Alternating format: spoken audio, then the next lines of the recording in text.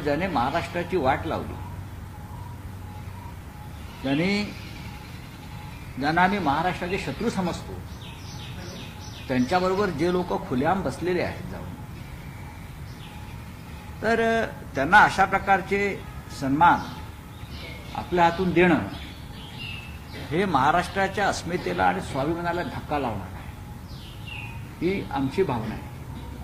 कदाचित पवारसाहेबांची भावना वेगळी असेल, पण महाराष्ट्राच्या जनतेला काही पटलेलं नाही. अशा प्रकारचं राजकारण, आपण ज्येष्ठ नेते आहात, आम्ही आपला आदर करतो, पण ज्यांनी बाळासाहेब ठाकरेंची शिवसेना अमित शहाच्या सहकार्यानं तोडली आणि महाराष्ट्र कमजोर केला, अशांना आपण सन्मानित करता. त्याच्यामुळे मराठी माणसाच्या हृदयाला नक्कीच वेदना झाल्या असतील. कृती संजय राऊतांना समजलीच नाही, आणि समजली असेल तर ते सध्या सत्ता गेल्यापासून चिडचिड करतायत.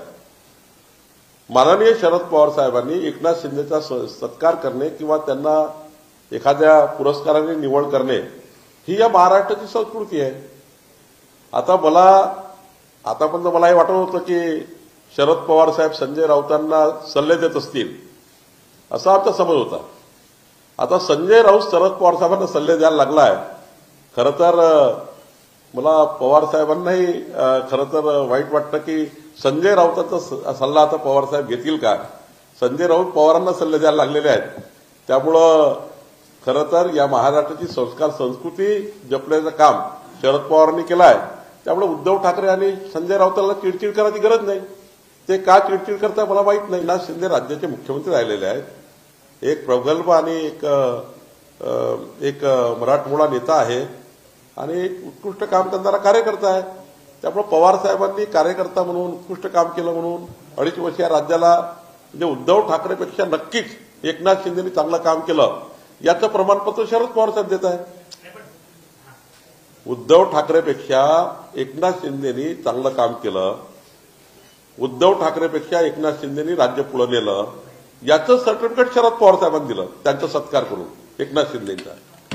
हे एखाद्या वेळी संजय राऊतांना पटत नसेल, हे एखाद्या वेळी संजय राऊतांना मान्य नसेल, पण शरद पवार साहेबांना मान्य आहे की उद्धव ठाकरेपेक्षा कितीतरी पटीनं एकनाथ शिंदे चांगले मुख्यमंत्री होते. हे या सत्कारावरनं या राज्याला माहीत झाला, या देशाला माहीत झालं. त्यामुळे शरद पवार साहेबांचे आम्ही अभिनंदन करतो की शरद पवार साहेबांनी योग्य पद्धतीने ही निवड केली आणि कंपॅरिझनही केलं. उद्धव ठाकरे हे पूर्ण 2.5 वर्षामध्ये स्वतः शरद पवार साहेबांनी याची नोंद घेतली आहे. शरद पवार साहेबांनी काय नोंद घेतली? उद्धव ठाकरे हे केवळ विधान भवनात 2 दिवस आले 2.5 वर्षामध्ये. उद्धव ठाकरे हे 2 दिवसच मंत्रालयात आले, ही पवार साहेबांनी नोंद घेतली. आणि एकनाथ शिंदे सारखा 22 तास काम करणारा कार्यकर्ता हा योग्य मुख्यमंत्री आहे हे पवार साहेबांनी या सत्कारात दाखवून दिलं. हा सिग्नल उद्धव ठाकरेंना आहे आणि म्हणून उद्धव ठाकरेंनी यातनं शिकलं पाहिजे की एकनाथ शिंदे आणि तुमची जेव्हा बरोबरी केली तर शरद पवार साहेब व्यक्तीला वाटतं की एकनाथ शिंदे उत्कृष्ट मुख्यमंत्री आहे, उद्धव ठाकरे उत्कृष्ट मुख्यमंत्री नव्हते. हे यांनी या सत्कारानिमित्त आणि या कार्यक्रमानिमित्त दाखवून दिलं. आता हा सिग्नल उद्धव ठाकरेंनी घेतला पाहिजे, यातून शिकलं पाहिजे. संजय राऊत शिकले म्हणून बोलले.